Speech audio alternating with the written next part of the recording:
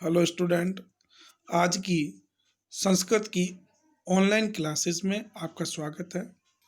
पिछले वीडियो में हमने लेसन पढ़े थे, यानी पाठ आपकी पढ़े थे। पाठ्य पुस्तक के जो आपके पाठ है वो उनके विषय में अध्ययन किया था और आपके समस्त 15 पाठों के विषय में हम अध्ययन कर चुके हैं। इसलिए आज की इस वीडियो में हम नया टॉपिक शुरू करेंगे, क्योंकि हमारे पाठ समाप्त हो चुके हैं, पुस्तक आपकी समाप्त हो चुकी है। इसलिए आज के इस वीडियो में हम नया टॉपिक शुरू करते हैं। तो आज का टॉपिक है रचनात्मक कार्य। रचनात्मक कार्य में टॉपिक नंबर 2, संकेत आधारित संवाद लेखन। अर्थात संकेत पर आधारित आपको संवाद लिखना है। वह आपका 4 नंबर का 4 अंक का यह टॉपिक होगा। इसमें क्या होगा, इसमें एक संवाद दिया गया होगा और उस संवाद में रिक्त स्थान दिए गए हैं और मंजूषा में कुछ शब्द दिए गए हैं। तो उन संकेतों के आधार पर, उन मंजूषा में दिए गए शब्दों के आधार पर आपको रिक्त स्थानों की पूर्ति करना है और रिक्त स्थान की पूर्ति करते हुए आपको संवाद लिखना है। थोड़ा सा ये जो टॉपिक नंबर 4 रचनात्मक कार्य, इसके विषय में हल्का सा मैं आपको शॉर्ट में बता देता हूँ। हालांकि जब भी हम पढ़ेंगे तो प्रत्येक टॉपिक जब पढ़ेंगे तो उसके बारे में विस्तार से अध्ययन करेंगे। रचनात्मक कार्य आपका इसमें 18 नंबर का दिया गया है। इसमें पहला प्रार्थना पत्र, दूसरा आपका लेटर है। तो प्रार्थना पत्र आएगा आपका, अथवा में आपको एक पत्र करना है और पत्र में आपको रिक्त स्थान दिए गए हैं, जो रिक्त स्थान की सहायता से आपको पत्र की पूर्ति करनी है। तो पहला टॉपिक हो गया प्रार्थना पत्र अथवा पत्र। दूसरा टॉपिक हो गया संकेत आधारित संवाद लेखन। यहाँ पर भी रिक्त स्थान दिए गए हैं और मंजूषा में दिए गए पदों की सहायता से आपको रिक्त स्थानों की पूर्ति करते हुए संवाद लिखना है। तीसरा टॉपिक है आपका अनुवाद कार्य। यहाँ पर आपको हिंदी में वाक्य दिए गए होते हैं, तो उन हिंदी वाक्यों का आपको संस्कृत में ट्रांसलेट करना होता है। नंबर 4 आपका चित्र आधारित वर्णन। यहाँ पर चित्र दिया गया है, मंजूषा में पद दिए गए हैं, तो आपको चित्र को देख करके उसको वर्णन करना होता है, किंतु इसके अथवा में आपको मंजूषा की सहायता से पूर्ति भी करनी होती है। तो अथवा वाला ज़्यादा ठीक रहता है। अगला है कथाक्रम संयोजन। इसमें आपको कथाएं दी जाती है जिनका क्रम गलत होता है, तो आपको सही क्रम में उस कथा को जमा करके और वापस से लिखना होता है। तो बाकी इन सभी के विषय में हम विस्तार से अध्ययन करेंगे, लेकिन आज का जो टॉपिक है वो ये है संकेत आधारित संवाद लेखनम। आज का टॉपिक है संकेत आधारित संवाद लेखनम। इसमें लिखा हुआ मंजूषात है उपयुक्त पदानि गृहीत्वा पुत्रस्य अध्ययन विषये पिता पुत्र संवादम पूरयतु।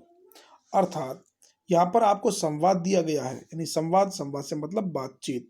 यहाँ पर आपको संवाद करना है, बातचीत होती है, बातचीत किसी एक निश्चित टॉपिक के विषय में होती है। ठीक है, तो यहाँ पर क्या लिखा देखो, सब जो इसको कि मंजूषात है, यानी मंजूषा से उपयुक्त पदों को ले करके, मंजूषा से उपयुक्त पदानी, उपयुक्त पदों को गृहीत्वा लेकर के पुत्रस्य पुत्र के अध्ययन विषय में पिता पुत्रयो पिता और पुत्र का संवाद पूर्यतु पूरा करो। यानी मंजूषा में या मंजूषा से उपयुक्त पदों को लेकर के पुत्र के अध्ययन के विषय में पिता और पुत्र का जो संवाद है उस संवाद को पूरा करो। कहने का तात्पर्य ये कि यह मंजूषा दी गई है आपके सामने। मंजूषा के अंतर्गत कुछ शब्द दिए गए हैं और यहाँ पर संवाद दिया गया है। इन संवादों में आप देखोगे कि रिक्त स्थान दिए गए हैं, ये रिक्त स्थान आपके सामने। तो आपको क्या करना है, आपको ये मंजूषा में जो दिए गए शब्द है उन शब्दों को इन रिक्त स्थानों में भरना है। यानी उचित पदों को, उचित शब्दों को आपको इन रिक्त स्थानों में भर करके इस मंजूषा को, यानी जो ये संवाद है, इस संवाद को आपको पूरा करना है। यही हमारा संवाद लेखन नाम का टॉपिक है। तो हम शुरू करते हैं। तो यहाँ पर जो संवाद है, संवाद बोला मैंने बताया आपको बातचीत, तो यहाँ पर जो संवाद है वो संवाद पिता और पुत्र के मध्य में हो रहा है।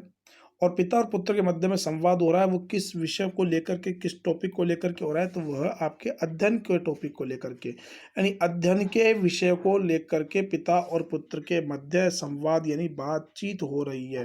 तो इन मंजूषा में दिए गए शब्दों की सहायता से हमें इनकी पूर्ति करनी है। तो हम शुरू करते हैं। अध्यापक यानी अध्यापक, विषय यानी विषय में, गणित यानी गणित में, व्यवस्था व्यवस्था को, स्थानांतरणम स्थानांतरण कहते हैं ट्रांसफर को, ठीक है, अध्ययनम अध्ययन, समीचीनम ठीक, काठिन्यम कठिनता। तो शुरू करते हैं कि पिता कह रहे हैं रमेश से कि हे रमेश, तब तुम्हारा रिक्त स्थान कथम कैसे प्रचलती चल रहा है। हे रमेश, हे रमेश, तुम्हारा रिक्त स्थान कैसे चल रहा है। अब रिक्त स्थान में हमको इनमें से एक उचित शब्द को हमको इसमें लिखना है। तो हे रमेश, तुम्हारा रिक्त स्थान कैसे चल रहा है। तो देखो पहला अध्यापक, तो अध्यापक नहीं आएगा कि हे रमेश तुम्हारा अध्यापक कैसे चल रहा है, ये गलत बात है। हे रमेश तुम्हारा विषय कैसे चल रहा है, तो भी गलत है। हे रमेश तुम्हारा गणित में कैसे चल रहा है, व्यवस्था, स्थानांतरण, अध्ययन अध्ययन, ये पहले रिक्त स्थान में भरा जाएगा कि हे रमेश तुम्हारा अध्ययन कैसे चल रहा है, ठीक है। तो पहले रिक्त स्थान में अध्ययन आएगा। रमेश कहता है हे पिताजी, अध्ययनम तू, अध्ययन तो, रिक्त स्थान प्रचलती चल रहा है। हे पिताजी, अध्ययन तो, रिक्त स्थान चल रहा है। अब रिक्त स्थान में क्या आएगा कि अब देखो शुरू से देखते जाओ कि हे पिताजी, अध्ययन तो अध्यापक चल रहा है, अध्ययन तो विषय में चल रहा है, अध्ययन तो गणित में चल रहा है, अध्ययन तो व्यवस्था चल रहा है, अध्ययन स्थानांतरण चल रहा है, या अध्ययन आ ही चुका है। तो अध्ययन तो समीचीनम यानी ठीक, तो अध्ययन तो ठीक चल रहा है। तो दूसरा आंसर होगा आपका ठीक यानी समीचीनम। आप यहाँ भरोगे कि हे पिताजी, अध्ययन तो ठीक चल रहा है। पहले में अध्ययन, दूसरे में समीचीनम। हे पिताजी, अध्ययन तो ठीक चल रहा है। पिता कहते हैं कोपी विषय एतादृश अस्ति यस्मिन् त्वं रिक्त स्थान अनुभवसि। कोपी यानी कोई भी, विषय मानी विषय है, एतादृश इस प्रकार का, एतादृश इस प्रकार का, अस्ति है, यस्मिन् जिसमें, तुम रिक्त स्थान अनुभवसि रिक्त स्थान अनुभव कर रहे हो। तो तीसरे में क्या आएगा, काठिन्यम यानी कठिनता। पिताजी पूछ रहे कि कोई भी विषय इस प्रकार का है जिसमें तुम कठिनता का अनुभव कर रहे हो। तो तीसरे में क्या आएगा, काठिन्यम। रमेश कहता है आम हाँ, कि हाँ। पिता ने पूछा कोई ऐसा विषय है जिसमें तुम्हें कठिनता का अनुभव हो रहा है, कठिन लग रहा हो। रमेश कहता आम हाँ। रिक्त स्थान मम स्थिति सम्यक नास्ति, कि रिक्त स्थान में मेरी स्थिति ठीक नहीं है। अब ये तीनों तो भरे जा चुके हैं। तो देखो, अध्यापक मेरी स्थिति ठीक नहीं है, विषय में मेरी स्थिति ठीक नहीं है, या गणिते यानी गणित में मेरी स्थिति ठीक नहीं है। तो आपका नंबर 4 जो ऑप्शन आएगा वो आएगा गणिते। ये आपका अर्थ बैठता है कि हे पिताजी, हाँ, गणित में मेरी स्थिति ठीक नहीं है।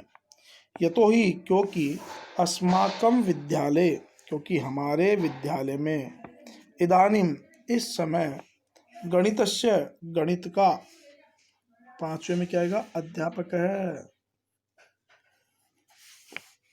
कि अध्यापक नास्ति, अध्यापक नहीं है। कि हाँ, गणित में मेरी स्थिति ठीक नहीं है क्योंकि हमारे विद्यालय में, इदानीम इस समय, गणितस्य गणित का, अध्यापक नास्ति, अध्यापक नहीं है। इस प्रकार आप 5 मंजूषा शब्दों को भर चुके हो। अब भरना ज़्यादा कठिन नहीं होगा। पिता कह रहे हैं तुमने, पूर्वम पहले, तू तो, मां मुझे, अस्मिन इस, रिक्त स्थान न उक्तवान नहीं कहा, कि तुमने पहले तो मुझे इस विषय में नहीं कहा। तो छठा जो मंजूषा भरी जाएगी वो आएगी विषय, कि तुमने पहले तो मुझे इस विषय के बारे में नहीं कहा।